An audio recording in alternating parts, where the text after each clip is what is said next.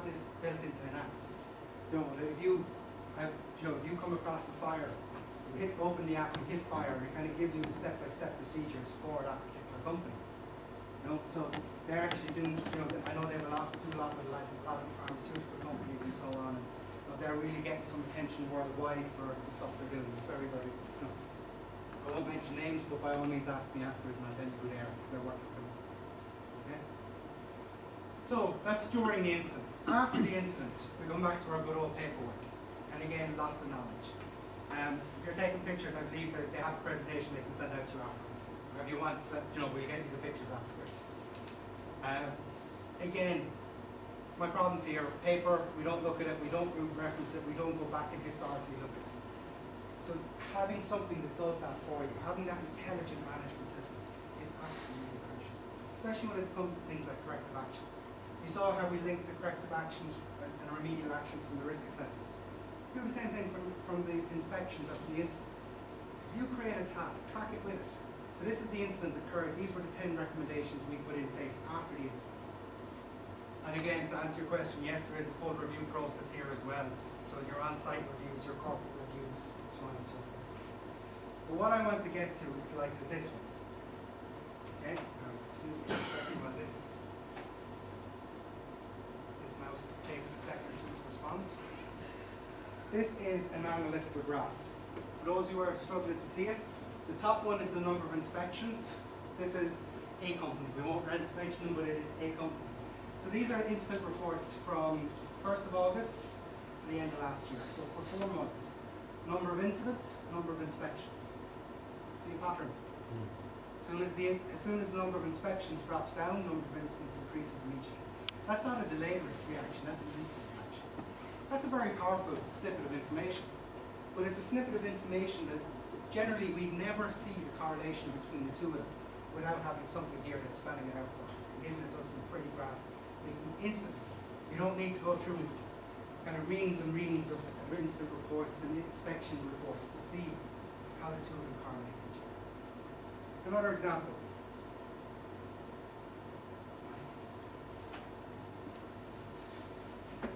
Body parts being injured. This is just another simple little report which goes through.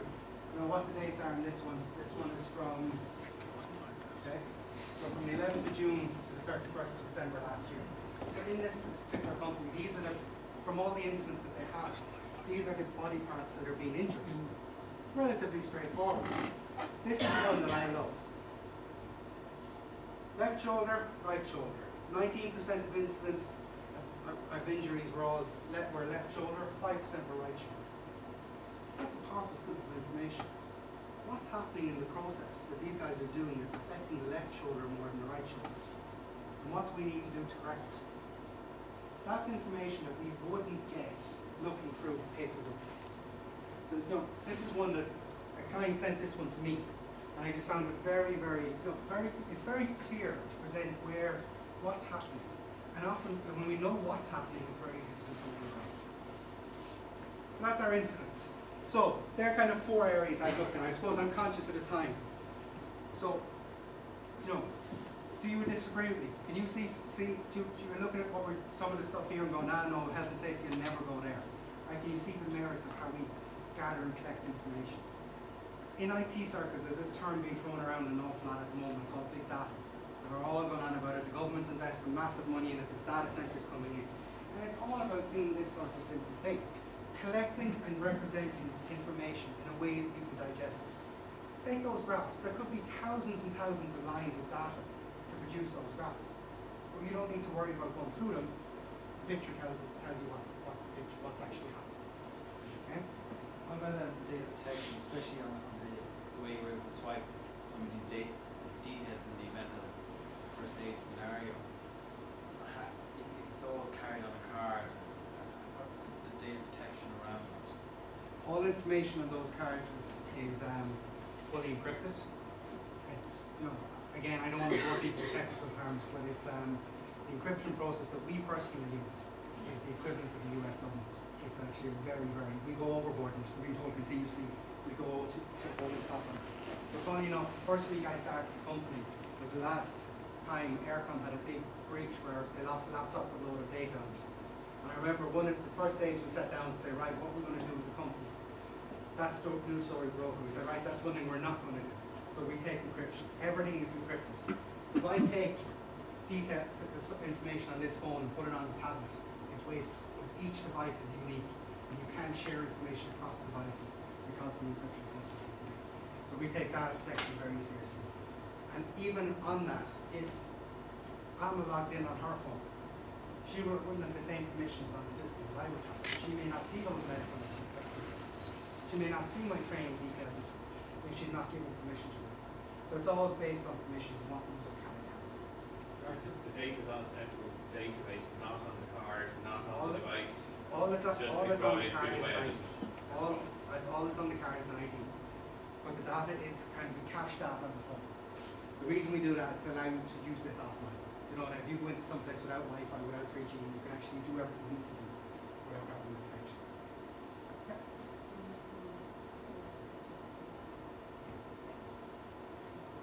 Distributed information. And anytime we do store it locally, as I said, it's that encryption process where you take your name, just your name, and you encrypt it using the process we take. Current protocols we take 93 years for that. Just everything. That doesn't include your date of birth, your home address, and your BPSN number, that's the case. And my attitude is in 93 years I've been long gone, they can have my name if they want it. So, you know, as I said, there are others, as I said, Aircom taught me that lesson the first week I started. I said that will never happen. So I prefer to go the extra step and make sure that your information is protected. Because ultimately, it's not mine, it's the companies that are using the system. So, I'm conscious of time. Well, Peter is an IT guy in the States, but I have an awful habit of disagreeing with him. His philosophy is organizations lead change. Where me now, I'm looking at it going, no, technologies are changing companies. No, putting this stuff in allows companies to change the way they do business and take a much more proactive approach. So what Peter said may have been true 4 or 5 years ago, but not anymore. I'm conscious of time, so I'm going to actually spend a minute or two on this one so we can actually bypass some of the other stuff we have in here.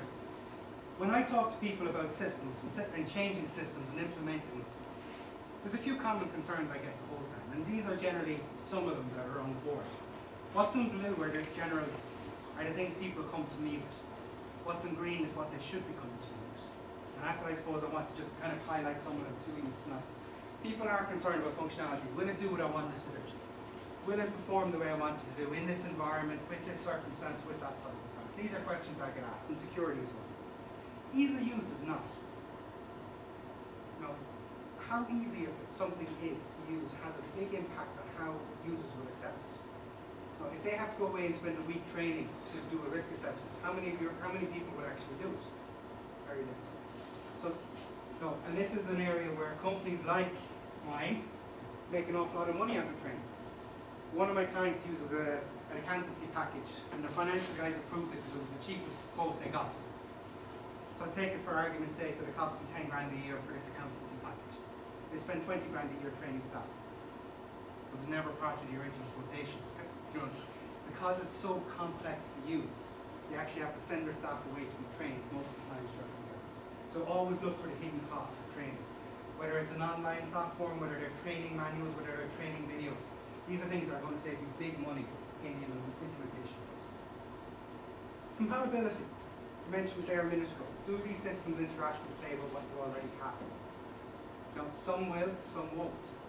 You know, you mentioned 1 or 2 platforms that we don't interact with. We do interact with the likes of Sage and SAP, well, human resources, some payroll records, some information. No, generally my attitude on this one is I build it as you want it.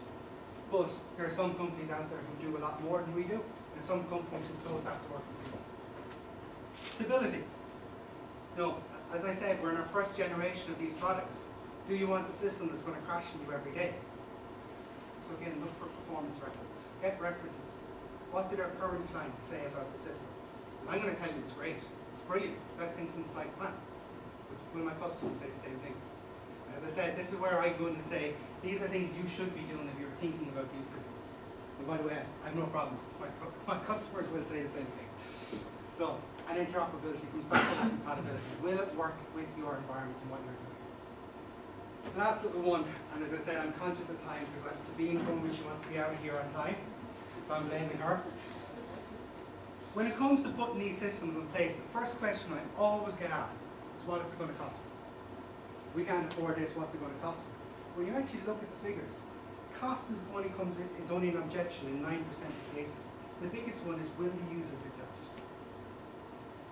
So if you are going and you're looking at a system in the next couple of months or a year or whatever the case may be, and the first question your boss asks is, how much is it going to cost me? It's not what it costs me. These are the other factors to take into account. And more often than not, these systems will save you money. Scenario where a lot of facilities are minimizing their own direct staff and contract staff to do servicing, data Kia, lift contractors, all the rest of it. They all do paper-based reports submitted in and then submitted to PM. Is there a way of incorporating that, giving them devices, getting them into their system, and allowing them so that when they come on site, there it is, and you have to fill in your report on our files? The way we do it is literally the subcontractors or suppliers can literally have the same access if you allow it. So they can carry out the same transactions permission-based in your system as if there's no one doing. So while they might be doing it, they're maintaining your records as part of the contract review. So whether it be they log in from a web-based process from the office, or whether you give them access to the app world that they can make their life really easy, that's up to you. But they have that option that literally you can sit back and watch this system and let them maintain the records within themselves. So it does make it that little bit easier to implement across most modern businesses, as you said, do have that. Very few will do everything themselves. They will use suppliers, they will use subcontractors. So it's a way to keep that compliance up without actually doing anything else. Sorry, is all that backed up to the cloud? Yeah. Well, for us, I use the word cloud very loosely. When we build this on dedicated servers for security reasons. Cloud is a little bit too fuzzy for my liking. So this is all built in dedicated servers. So that each company stands up to data protection policies of knowing where data is at any moment in time, who's got access to it, and it follows the ISO protocols for data security. And sort of what backup have you got if the electricity goes? So it's for you yourself. No, for any organisation. So well, all this stuff is stored remote. So even if you lose everything internally, this is still backed up. Say if electricity goes nationally. So there's redundancy. We actually have this built in a redundancy model. We have two data centers. So data center A goes down, it moves to B. So you still have access to the whole thing. But say on the island of Ireland. It's in Germany. Regardless, if it was It's the in old Germany, system, you're fine. still under If it goes in Germany, is it backed up?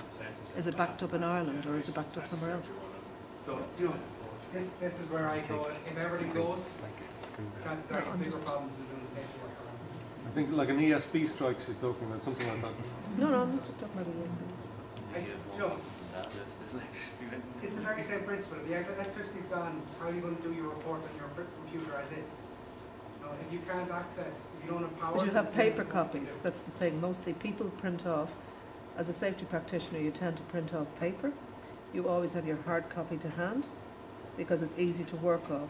You can quite often use it and then you can key in the data, which doesn't take that long. And we work very same with any inspection, any incident you do, there's full PDF paper backups. So if you want to print them off and keep them in good fashion, absolutely, those options are still there. If you want to create an inspection, look at a way to create the inspection report.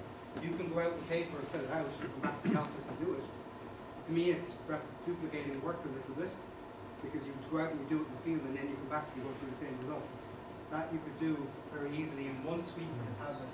But, yes, I'm not trying to convert the world to the tablet, the smartphones. It does support paper environments as well. As I said, this is not just about, as I said, I suppose I'm very conscious not to overdo it with what we do. But most of these systems do have the option of having that paper backup. All of our incidents or inspections, you can re-upload any documents to associate with it. Well, I suppose the benefit of this is, even if you do have to do a paper one and upload it afterwards, the same data you're looking at, someone in the States can be looking at, someone in Australia or New Zealand can be looking at, and you can all be looking at it at the same time, editing at the same time, maintaining full version control, full review processes in place. So it's allowed, it puts, I suppose, more of a process behind the document rather than just, as I said, the Word document, which is going to finish up, but one of the things we do, and a lot of people like it, is that total compliance summary in the centre. What that we do is we go away and we pull from over 200 individual reference points from the company, and we build this compliance graph as to how compliant the company is at any given time. When I refresh the page, that graph may change moment by moment. So, you know, it takes from equipment inspection, maintenance, preventative maintenance, tasks, training, inspections, incidents. We gather and collect a lot of all of that information. If I give you this snapshot, you know, don't get me wrong, you won't get the same information here as if you go in and you drill down into the reports. But the idea is you know, like that one, when it's in red, we have a problem. There's something going wrong somewhere in the process that we need to do. And that's, again, I go back to that active information.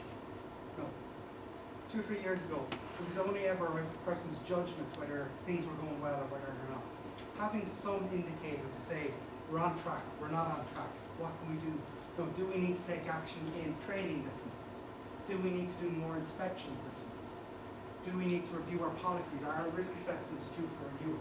So having something that kind of triggers you along the path to keeping your compliance up is a helpful tool. As I say, how much weight you put into it will depend on you, what weight, you know, whether you put certain things in more priority or not is up to you. But ultimately it comes down to all of these data systems. What you put in, you get out. So the more you put in, the more you get out as a result. Now, as I said, I'm very conscious of time. We didn't get to play with some of the other toys, but by all means, if you want to have a look at some of them afterwards, we can look at them later. Do you have any other questions for me while I think we have 2 or 3 minutes left in this process? Yeah. Does the system facilitate electronic permitting? Sorry? Does the system facilitate electronic permitting? Permit works. So electric lockout, tagout sort of systems. We have the modules to control that. So even your contractors can apply for your permits, you can review, approve, and reject. You can see what permits are active in the Yep. And in terms of the information on your system, has it ever been tested in courts? So As in building a case file and going in as a defence? we've had 3 companies go through ISO processes without an incident. We've had 2 claims go through the courts without incidents. You know, they can print it out, they can print the reports, they have both the electronic and the paper backup, the printed backup if they wanted to bring it to court. So far, I wouldn't say, put it this way, I wouldn't say it's been hammered left, right and centre, but it has gone through some of the basic court proceedings without problem. And the digital version was accepted? Yep. You know, like, in some ways, you look at a system like this, you cannot go back and tamper with it. If you do an incident, once it's reviewed and it's approved by corporate, that's it, it's locked. There is no going back to the Word document and editing afterwards and putting in a few little words to cover yourself. The system knocks that out, and that is your incident. Whether you like it or not, good or bad, that is what it is. Same with inspections. It's what you find on the day. Once you finish it, it's approved, reviewed, and approved. That's it, it's locked. There's no one then that can edit back to the system. So in some ways, there's more control than we can hope to actually do. Okay? So, let's try to see now. What this is, it's a preventative measure. So literally, it'll track the car. Let's not go in reverse. So I swipe my card, it allows me to operate it. If I take another person's card, such as Stephen, who's in the back of the room there, I scan it, it goes away, it checks and validates it from the server, and the car's locked. No matter what happens, it will not power off.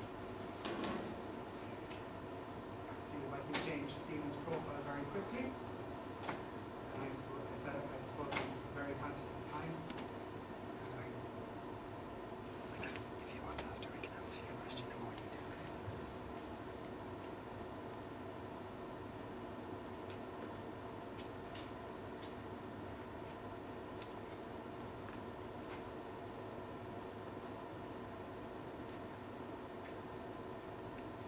So, Stephen now has done his forklift training today.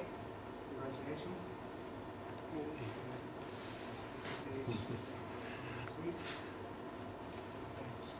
He went away, he's done his training qualification. He goes back after lunch. He scans his card. And now he can operate the machine. like very the same. I can come in here and I can disable his access. So he has access in the morning, you go away, he comes back after lunch, and the sudden machine's locked out of the account. So it's again, that's where I want to lead my company, it's that proactive. You know, instead of following up afterwards, what can we do before it happens? Taking more of a preventive.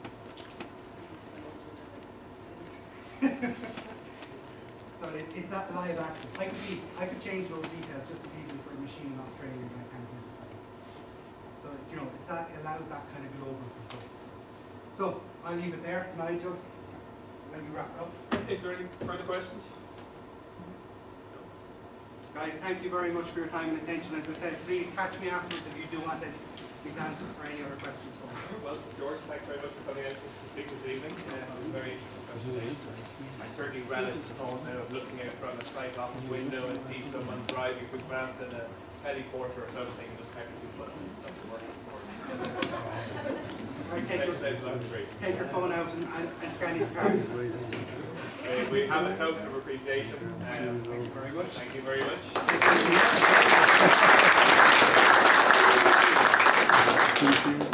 There's a few other notes. We have this our last evening seminar of this committee year. It'll be more later in the year, but our AGM will be in the 9th of April. And that'll be following our half-day seminar, which will be on the topic of would you risk and understand the benefits of in-place safety. With an excellent steam slide for that, doing some with authorities in the area. I'll get Carlton Air Hotel, not our usual venue in the Regis Hotel, so hopefully you'll all be able to come along to that. As I said, the AGM will follow after that. We're always delighted to have anyone interested in joining the committee, so if anyone's interested in getting on board, we're delighted for you to send through a nomination for that. They'll be up on the website in due course. We have our usual networking session in Toddy's Bar straight after this.